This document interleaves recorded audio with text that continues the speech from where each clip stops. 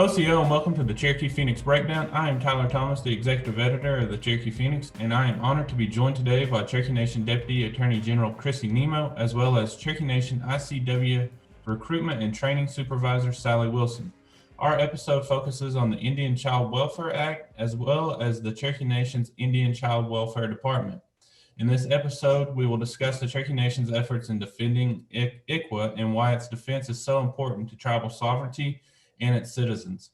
We will also touch on the tribe's need for foster and adoptive families within the ICWA system and other ways citizens can help the ICWA efforts. Ms. Nimmo, Ms. Wilson, thank you for joining me today. Thanks for having me. Thank you for having us. Our topic today has been a popular one for nearly 10 years, given the court cases such as the Baby V case and the more current Brackeen and Bernhardt case that have prompted more major media coverage over that time span. The need for adoption families within the Cherokee Nation has also been a driving force in the popularity of the topic. Ms. Nimmo, for our audience, can you briefly explain what the Indian Child Welfare Act is? Sure. As I said, it's hard for me to be brief, but I'm going to try. So the Federal Indian Child Welfare Act is a federal law that was passed in 1978.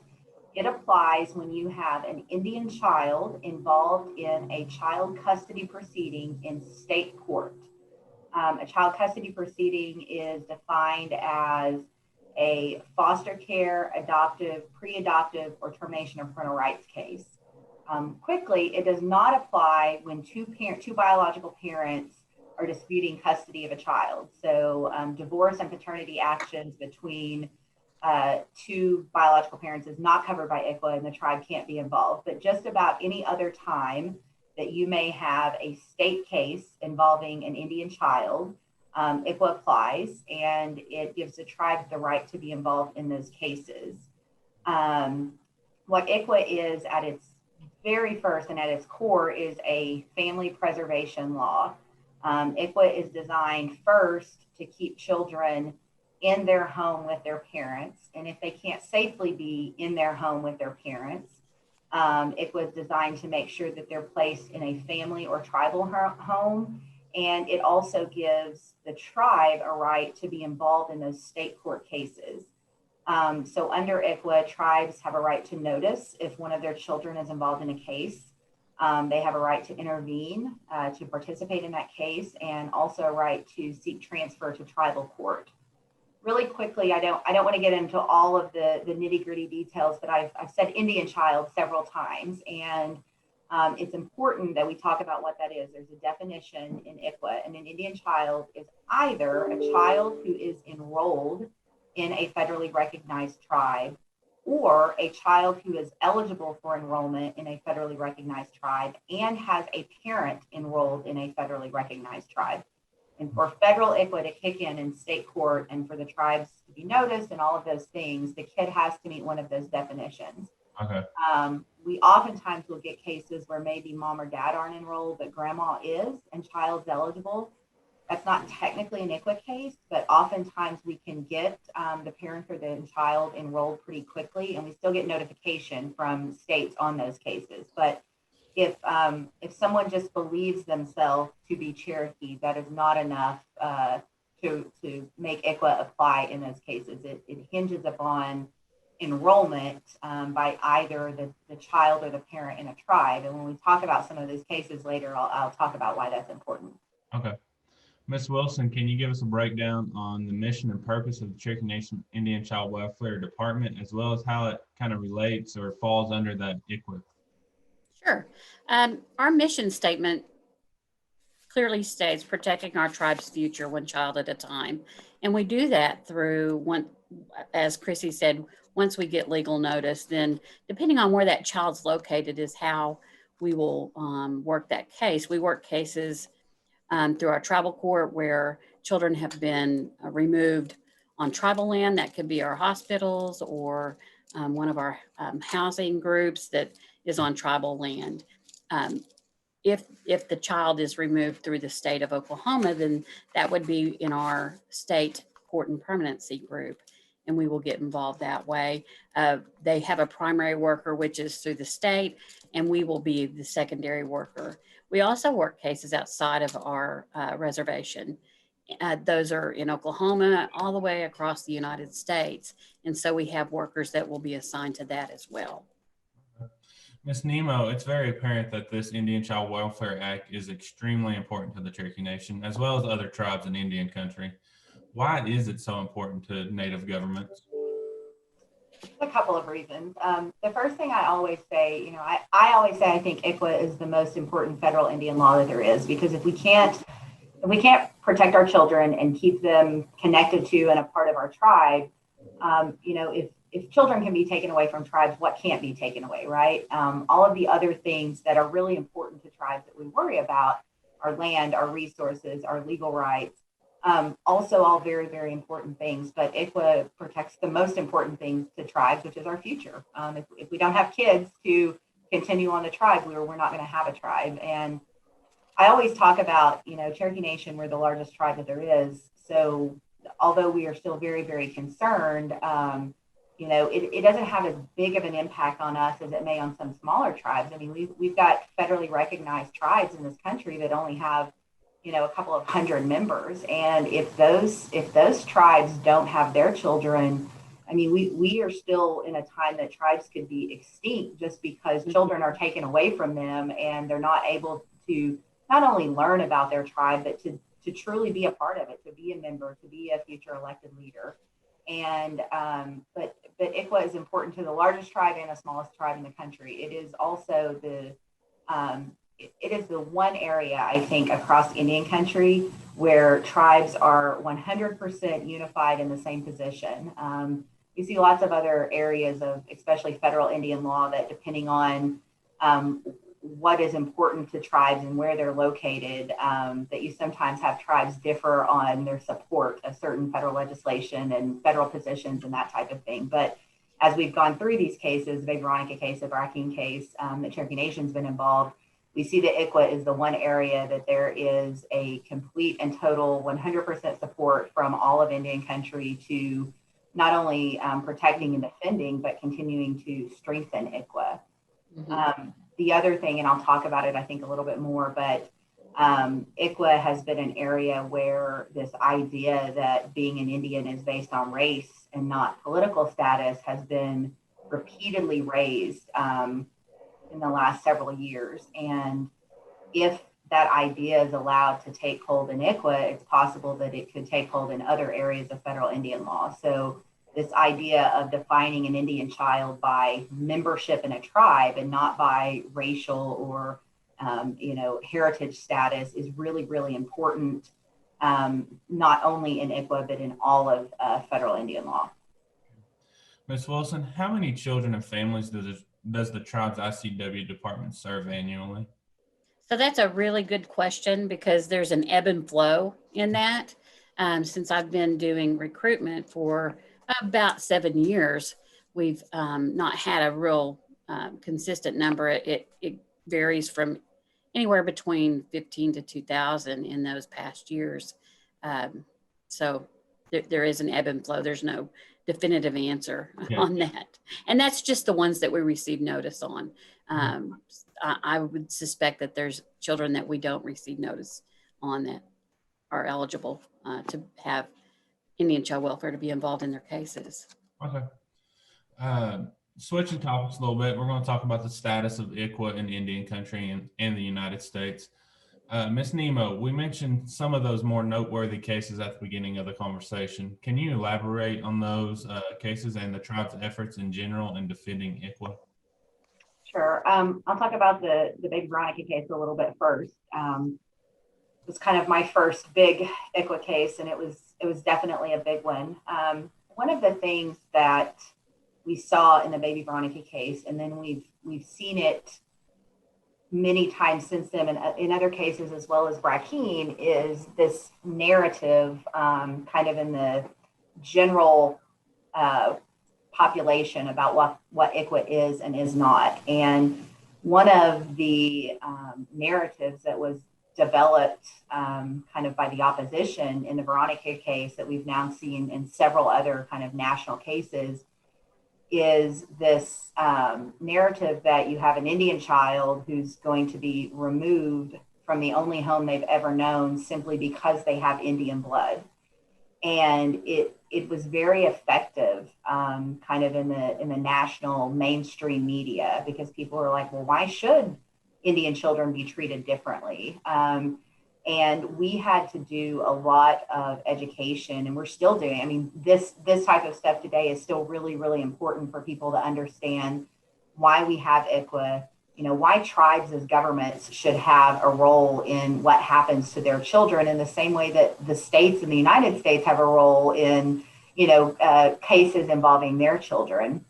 But I think in the Veronica case, it was very hard because those of us, Sally and I, and all of the wonderful professionals at Cherokee Nation that do this ICWA work, we believe that not only are these cases confidential by law, that they should be confidential because we're talking about, families and children. And what we saw in the Veronica case is initially we didn't want to talk about the facts of this case. We didn't want to talk about the dad. We didn't want to talk about the child because we believe that we should, as the law requires us, kind of protect that confidentiality. And we were kind of caught on our heels, I think, because we saw this in a way that we never had before, kind of this media campaign by not only the adoptive parents, but kind of this anti-ICWA group out there who were really, every detail of Veronica's life is available in public now because there was this big media push. And one of the things that we've really tried to work at over the years is to still not maybe talk about the individual details of cases, but to really educate on what ICWA is and is not. A lot of people out there, they'll say things like, well, the tribe can just object to, or a tribe can stop an adoption. And it's not true. There's nothing in ICWA that says the tribe can say you cannot adopt this child, but there are rules to follow if you're not an Indian placement or you're not a family placement. So to try to do that education and to try to be prepared when we know these cases are coming up to talk about, again, what led to ICWA, the reason we have ICWA, the reason we still need it today, and that its number one goal is family preservation. It's not about the tribes or the tribes wants. It's about keeping kids in their homes and with their families, which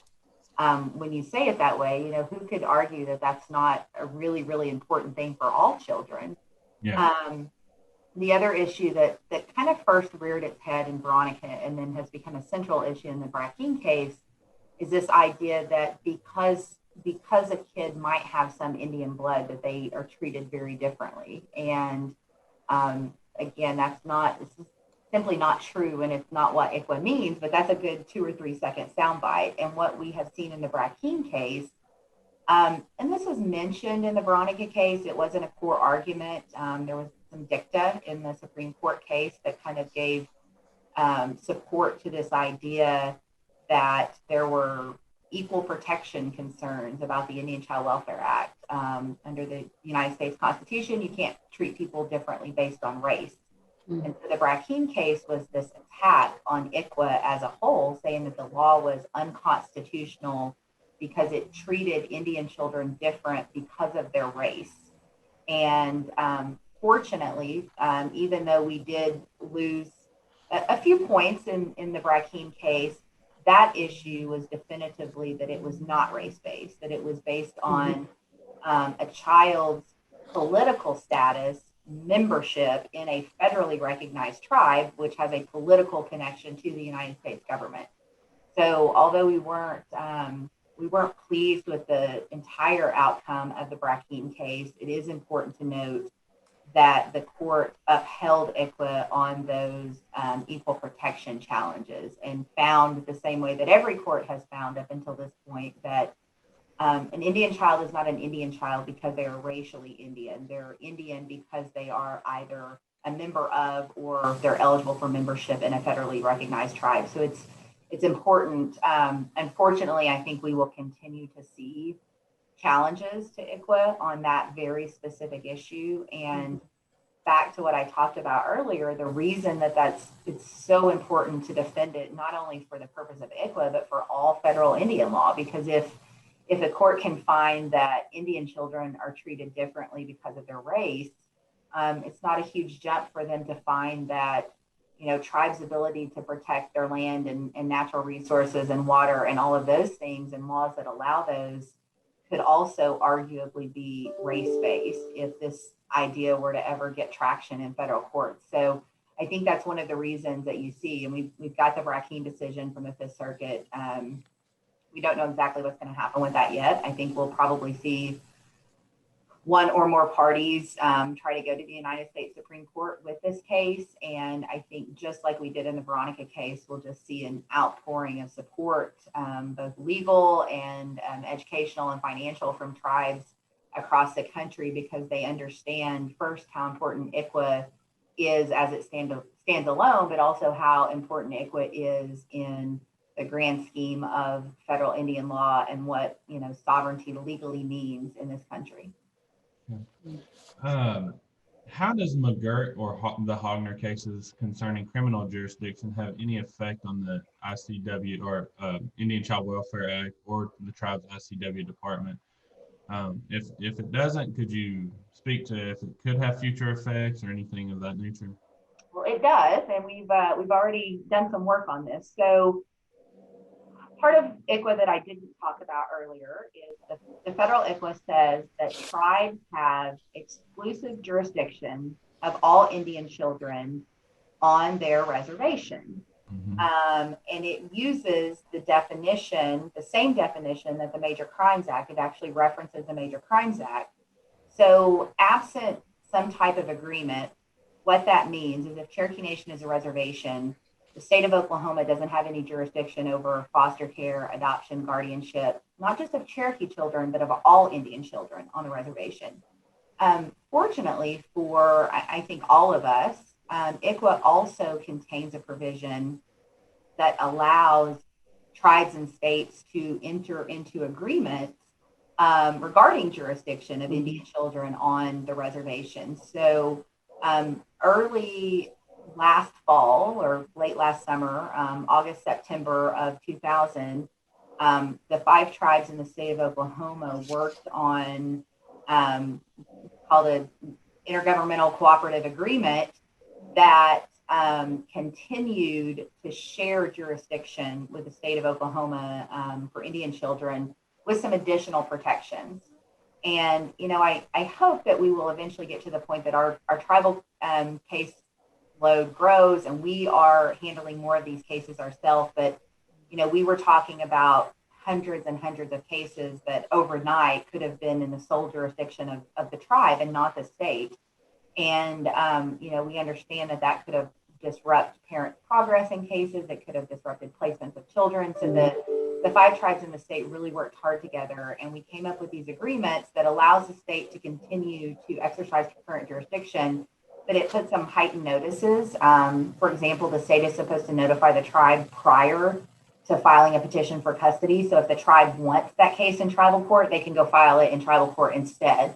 It also gave the tribes an even stronger transfer rights in some of these cases. So if a case is already in state court or if it's initiated in state court and we want to transfer them into tribal court, this agreement gave us even kind of more strength to do that than the federal ICWA already did. So, I think there's a lot of McGirt stuff right now and criminal jurisdiction and those things that we're not covering here today, but ICWA really is an example of, kind of when the politics are taken out of it and the people who are doing the work every day can come together and come to an agreement that protects everybody, it's best for everybody, and it cooperatively has the tribe and state working together. So we do have, we signed ours, it's on file with the Oklahoma Secretary of State, and it is kind of the governing document now of how the state will handle ICWA cases on the Cherokee reservation. And several of the other tribes have signed a very similar agreement. So McGirt does affect it, but we are working together with the state to make sure that there's no problems because of the way that McGirt affects ICWA. Yeah. So what are the next steps you see playing out for ICWA? Me? Yes. again, I think we will continue to see these types of challenges that were raised in Brackeen. And regardless of what happens with that case, we've had a couple of cases here in Oklahoma, as well as in other states that our ICW department's involved in, that the Brackeen ruling as it stands now doesn't apply to them because they're different states. They're not in that circuit, but judges are asking questions and attorneys are filing motions citing Brackeen, oftentimes incorrectly. So I think that the Brackeen case, regardless of what happens with that specific case, is going to create a lot more work for tribal ICWA workers as well as tribal attorneys, because now we have to say, no, that's not what it says. It doesn't apply here. That wasn't the holding. But we have to do that work, because if judges start applying some of those findings incorrectly, and Brackeen was a really, really difficult, it was a 300 plus page opinion, and there were only a few areas that had majorities, and there were all these dissenting opinions.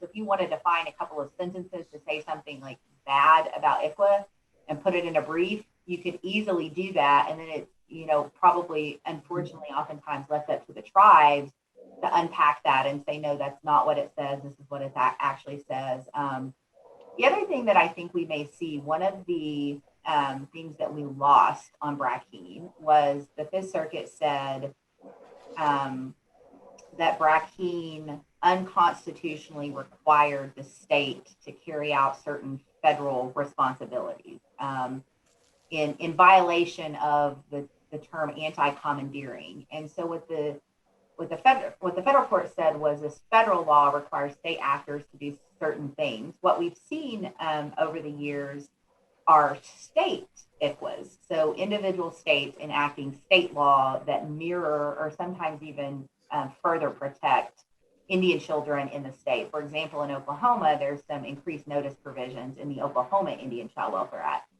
So I think if we want to be proactive, one of the things that we will see are tribes and probably child welfare organizations as well, because they typically are in support of ICWA, but to try to, if your state doesn't have a state ICWA, or if your state does have one, to try to strengthen those state laws, because then, again, for all the reasons we talked about, federal ICWA is very, very important. But when we're talking about protecting Indian children and their families and their tribes, some of that work can be done at the state level as well. So I think we'll see, those of us who do this work in the coming years will be, defending and pushing back against the Brackeen decision. But I also think we'll probably start to see more movement where we have state law that protects Indian children. And so, I'm not sure who our viewing audience is today, but for those of those in other states, if there's a movement in your state to pass state ICWAs or to strengthen state ICWAs as Cherokee people, calls and letters to state lawmakers supporting that would always be a fantastic idea. Definitely. So shifting away from the tribe's efforts to protect ICWA and its sovereignty and everything, and that goes with that whole big ordeal. Ms. Wilson, can you give me a status update on the need for Cherokee foster and adoptive families within our tribe and things? Sure. The need is great.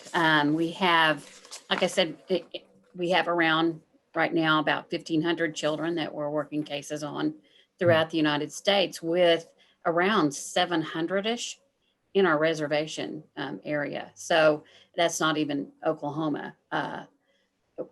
Consistently through probably the past 5 years, when you look at the numbers in relation to just Oklahoma, 10% of the children that are in custody or in court involvement are Cherokee children. That's just Cherokee. That's not representative of any other tribes. About 35% other tribes are represented in those numbers. So the need is great for us, certainly. We have around 74 foster homes right now. Probably about 4 of those are in Arkansas. We have a unique partnership with them. They will accept our home studies and pay our foster families, so we're able to go over there. But our need is great right here in our reservation.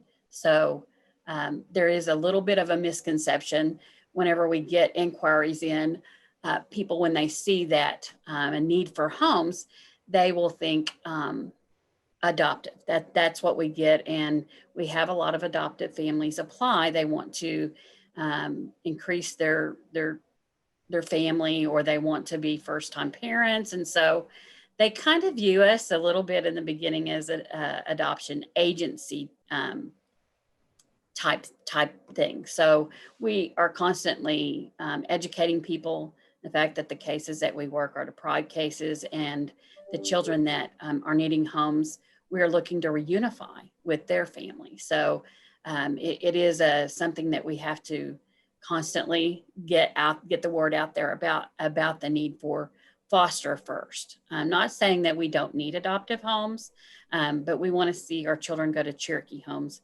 And most of the time they're in sibling groups, or they're older children that are needing those adoptive placements.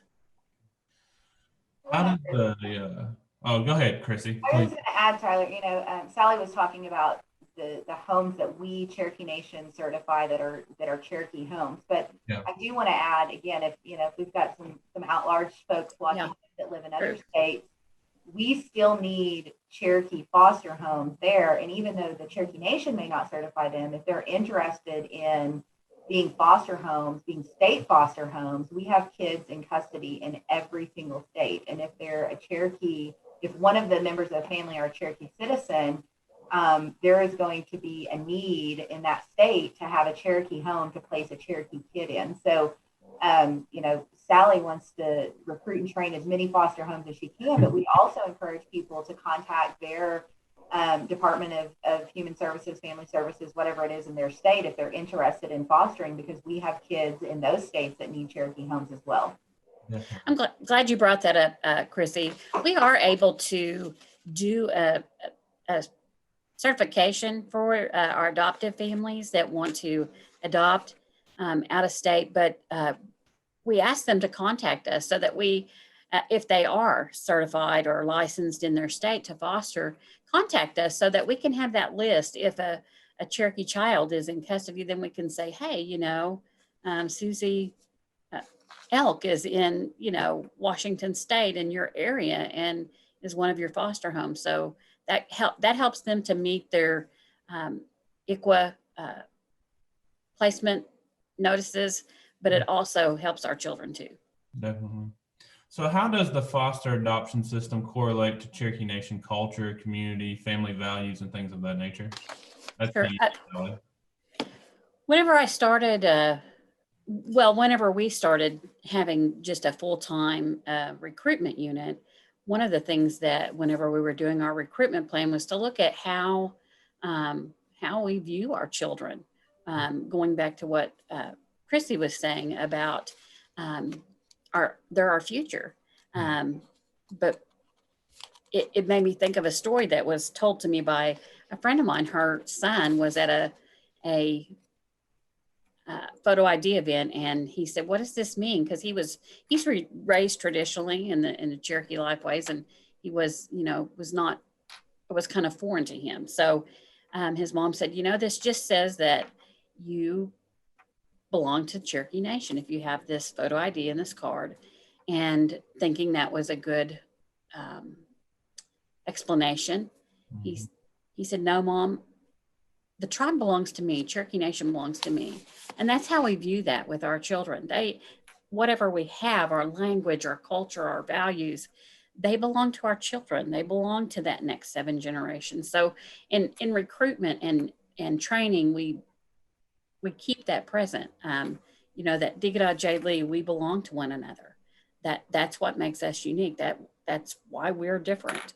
We belong to something greater than any of us. So recognizing those things and putting them in practice whenever we're training, when we're recruiting, that's how we incorporate our Cherokee Nation community values and culture. Mm-hmm. We also include it in our training whenever it comes to training our staff or training our families. We make sure that thread is there. Yeah, sure. I read something the other day, and it was talking about how the tribe handled orphans or things of that nature before the Civil War, and it was very much a family preservation effort. It was family members taking in those kids and taking care of them, aunts, uncles, grandmothers, grandfathers, all that. But then the Civil War happened, and you saw a lot of death within the Cherokee Nation, and then you saw them move into an orphanage system, and you saw the loss of culture that happened whenever we moved to that system. So I think the family preservation efforts is one way to keep that culture alive. Absolutely. Ms. Wilson, in light of COVID-19 pandemic, has Cherokee Nation ICW seen a spike in cases? Has the department seen more families willing to step up and be the foster family or an adoptive family? Well, whenever the pandemic first happened, we didn't see much of a change in our cases because our children were still going to school.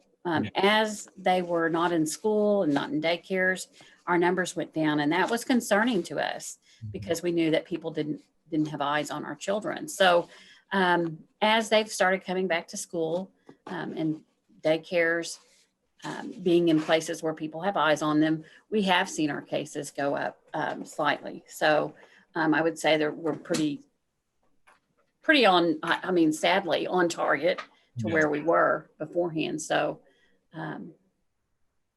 if we ever work ourselves out of a job, that's going to be the greatest day ever. Chrissi, I know the Attorney General's office has been slammed due to McGirt and, other things. Have you seen any effect of COVID-19 just on ICW within the AG's office? I think the biggest issue, and that, my perspective is just a legal perspective from it, that court was virtual for months and months. And,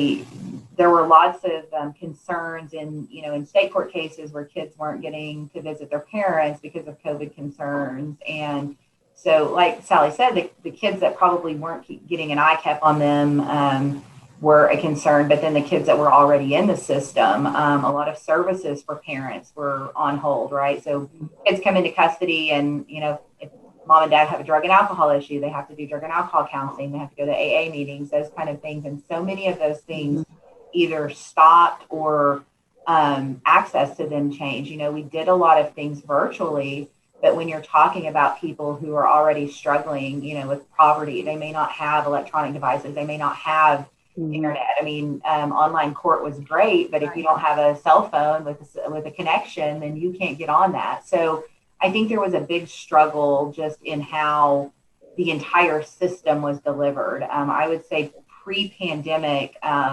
child welfare systems were very much in person. Everything was in person, visits, services, court. I do think there are some opportunities now because we had to provide some of those things virtually, that there are some opportunities to continue to do that, but also getting back to that, in person, like a kid being able to talk to their mom on Zoom is great, but a kid being able to hug their mom is a lot better. Yeah. So I hope that we'll get back to a place where there's kind of a happy medium, that we can use those virtual services when it is more convenient to people, but we don't force people who it's inconvenient for to have to use those. But yeah, it's we did Nikki Baker's our lead tribal prosecutor here, and they did virtual court via Zoom or other platforms for months and months where no one was in the courtroom because we couldn't be. I don't think we had to do any jury trials via Zoom, but I think we came close one. Sally, other than serving as a foster and adoptive family, what can the average viewer or listener today do to help Cherokee Nation ICW address the needs within the system? The biggest thing that we need you to share. Most people have social media, like our Facebook page, share our stories, let people know. You don't know who's in your network of friends that have been considering fostering or adopting. So that's one of the biggest things. But also, you may think that I can't foster. The biggest thing that we hear is I would get too attached. We want you to get attached. Our children are our children collectively. So we do want you to get attached. But consider possibly doing respite, which is a 1 to 2 day to give a foster parent a break, get certified to become a respite or become an emergency home. We've got, whenever we take children into custody, we need homes right then. And sometimes it's just for a couple of days until they can either be placed with relatives or they can go to a more permanent foster home. So you can do that as well.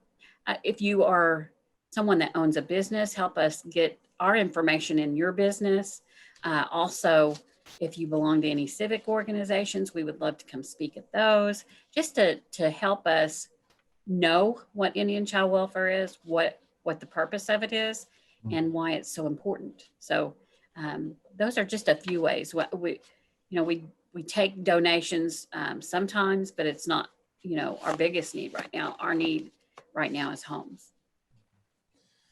Chrissi, is there anything more you'd like to add before we end our virtual roundtable discussion?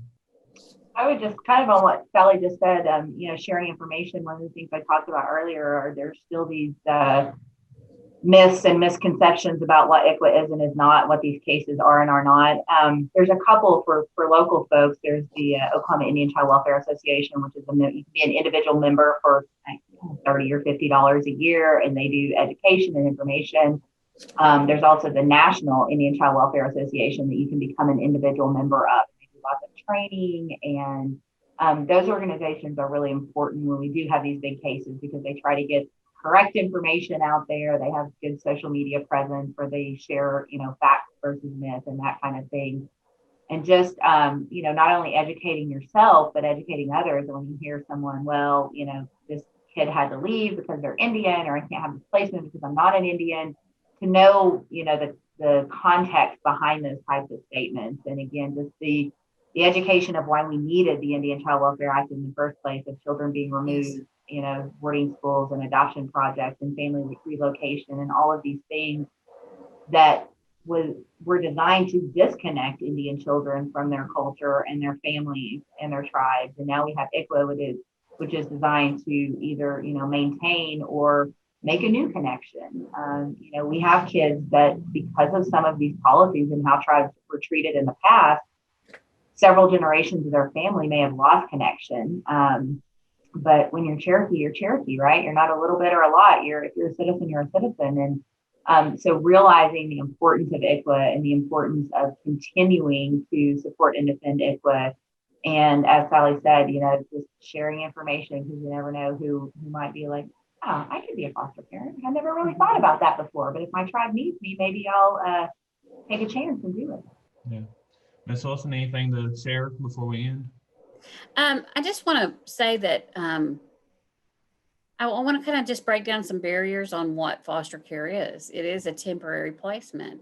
It's a place for our children to stay while their family goes through some healing. Oftentimes the children that are in custody are there because their parents are victims.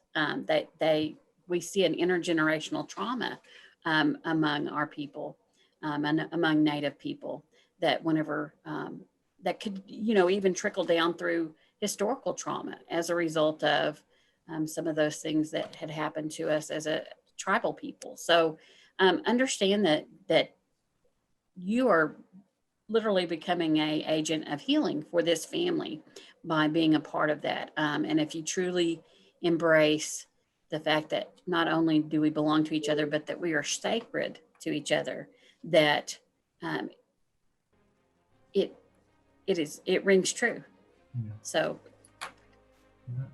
Chrissi, Sally, thank you for joining me today and discussing ICWA as well as the Tribe's ICW department. I also want to thank our audience for watching this episode of the Cherokee Phoenix Breakdown, and be sure to follow us on Facebook, Twitter, and Instagram to catch our next episode, as well as subscribe to our YouTube channel. What up? what else?